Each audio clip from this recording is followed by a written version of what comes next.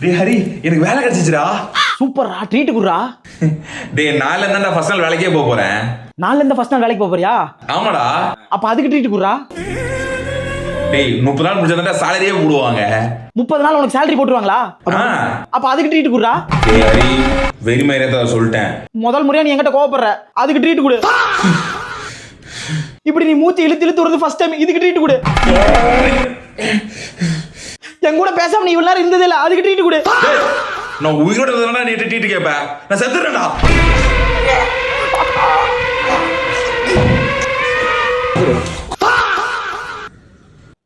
டேரி, இப்ப நான் செத்து மேல வந்துட்டேன்டா. இப்ப எப்படி ட்ரீட் கேப்ப?